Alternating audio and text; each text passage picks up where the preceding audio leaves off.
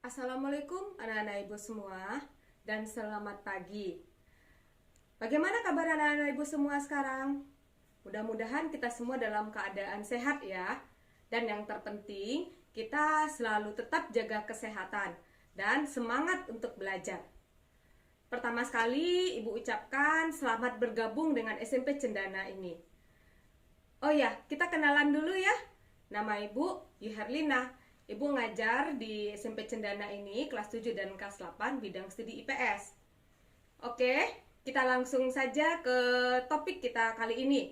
Yang akan Ibu sampaikan pada pertemuan kali ini yaitu tentang ruang dan interaksi antar ruang. Ibu semua, tujuan dari pembelajaran kita kali ini adalah yang pertama, anak-anak ibu semua bisa paham konsep dari ruang itu sendiri.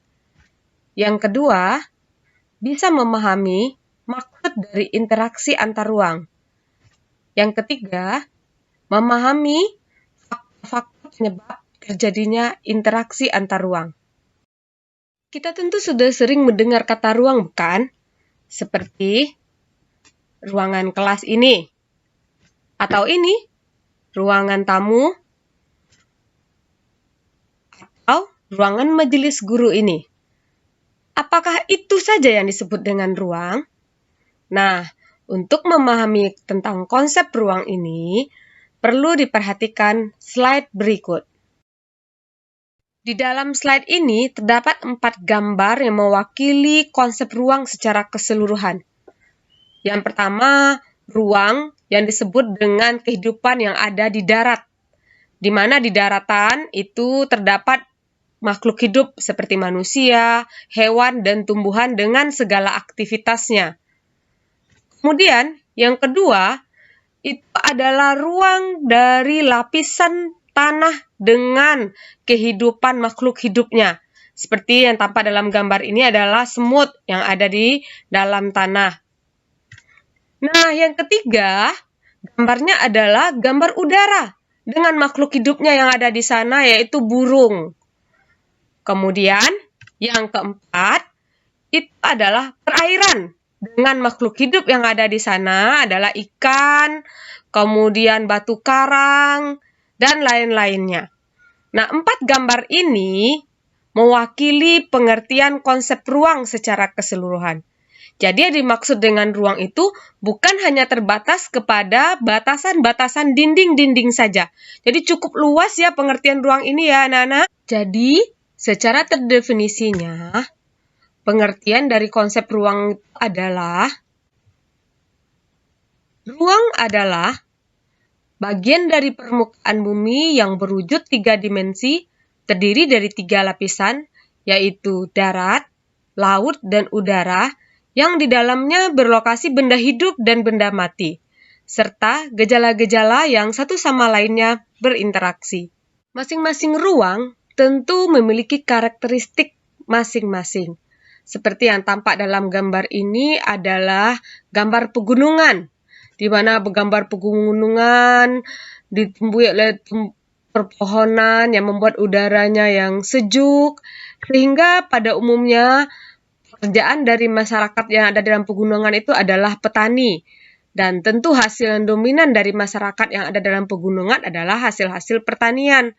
Apakah sayuran, apakah bahan pangan.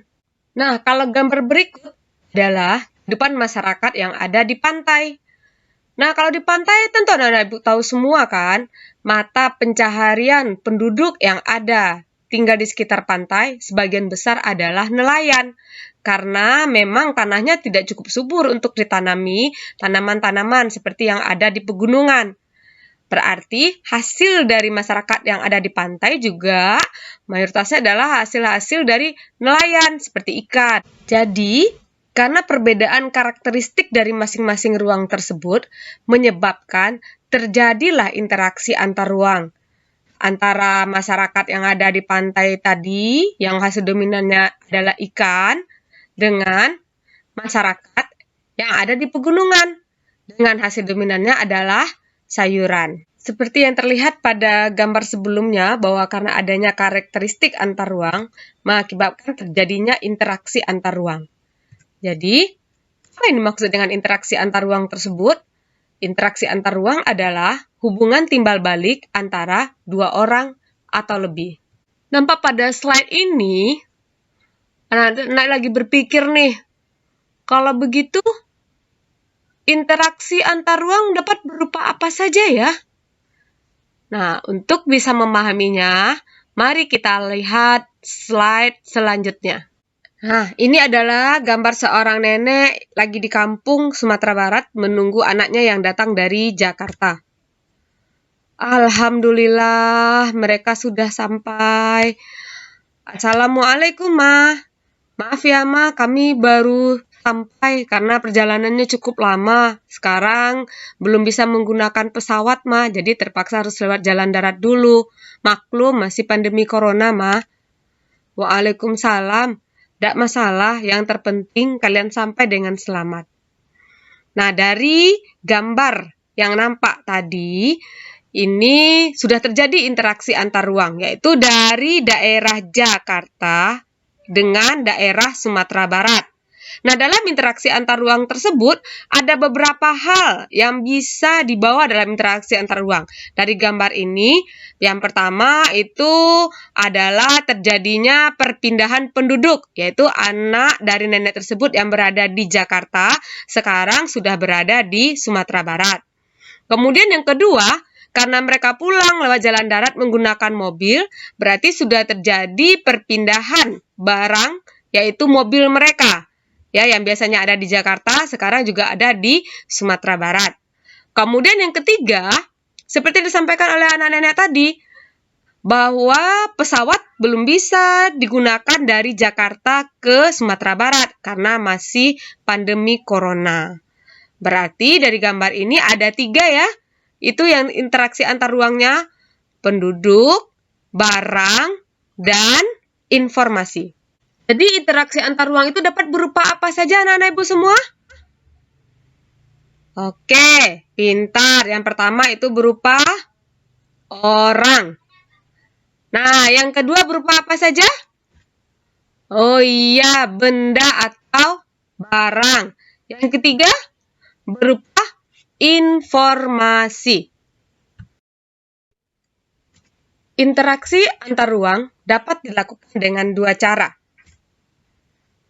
Yang pertama, nih seperti gambar ini, mereka kayaknya pergi mau liburan nih. Asik, mau liburan. Nah, kalau begitu berarti terjadi interaksi antar ruang secara langsung. Kita langsung berkunjung ke daerah tersebut. Nah, yang kedua, itu interaksi antar ruang bisa berupa penyampaian informasi yang disampaikan melalui media televisi, internet, media sosial. Nah, dengan adanya media informasi tersebut, kita bisa mengetahui informasi yang ada di daerah-daerah lain, walaupun kita tidak berkunjung ke daerah tersebut. Berarti terjadi interaksi antar ruang secara tidak langsung. Jadi, kita simpulkan bahwa interaksi antar ruang itu dapat dilakukan melalui 2 cara ya. Yang pertama, melalui kontak langsung, terjadi ketika seseorang datang ke tempat tujuan. Yang kedua, melalui kontak tidak langsung dengan cara membaca berita, melihat tayangan di televisi. Lalu, apa sih yang menjadi faktor timbulnya interaksi antar ruang?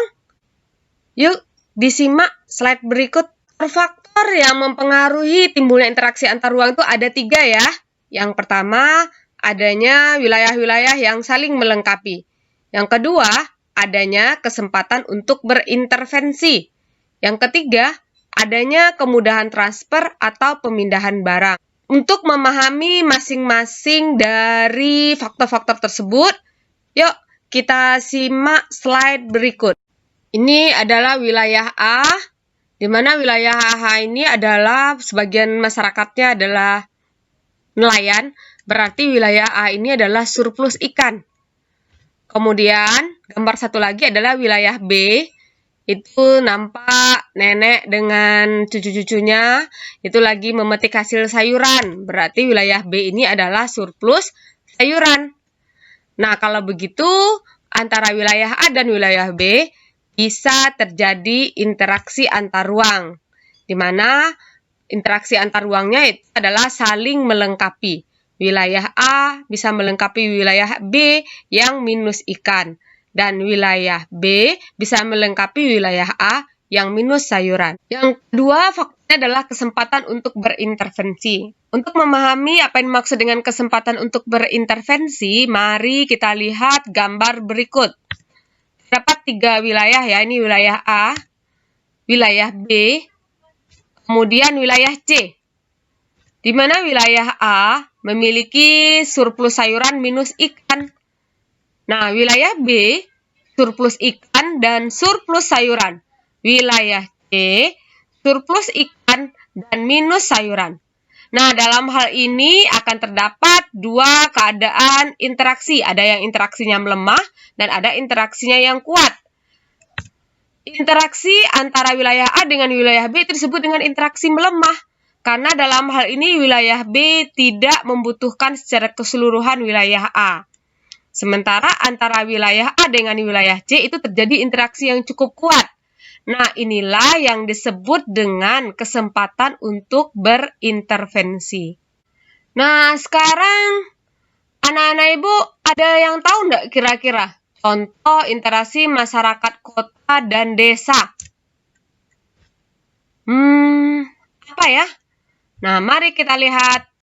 Yang pertama, contohnya itu adalah terdapatnya pergerakan barang dari desa ke kota. Di mana pedesaan yang kaya dengan hasil pertanian tersebut memanen hasil bahan-bahan pertaniannya, sayuran, cabai, bahan-bahan pangan lainnya. Kemudian terjadi pengiriman sayuran dari desa ke kota. Nah, sampailah barang-barang tersebut ada di perkotaan. Berarti itu contohnya adalah pengiriman barang hasil pertanian dari desa ke. Nah, yang kedua contohnya itu adalah pergerakan informasi. Informasi itu biasanya dari kota ke desa. Nah, ini masyarakat perkotaan menyampaikan informasinya itu melalui bisa media sosial, ada WA, ada FB, ada IG. Kemudian sampailah informasi tersebut di masyarakat pedesaan. Contoh yang ketiga itu adalah adanya komunikasi penduduk antara 2 wilayah, baik desa maupun kota. Nah, seperti yang nampak dalam gambar berikut ini, komunikasi penduduknya walaupun tidak secara langsung ya, itu menggunakan video call. Ini antara masyarakat di desa dengan di kota, mereka melakukan interaksi melalui video call. Contoh yang keempat adalah pergerakan manusia, baik dalam bentuk bekerja, rekreasi, dan menuntut ilmu. Seperti dalam gambar berikut ini, terjadi pergerakan dari kota yang sudah capek bekerja, pergi ke desa untuk liburan. Kemudian gambar yang kedua adalah orang desa yang pergi ke kota untuk mencari pekerjaan. Sekian video pembelajaran Ibu kali ini ya. Ibu harap kalian bisa mengerti dengan materi-materi yang telah Ibu sampaikan pada pertemuan kali ini. Nah, untuk pembahasan selanjutnya, sampai jumpa di minggu depan.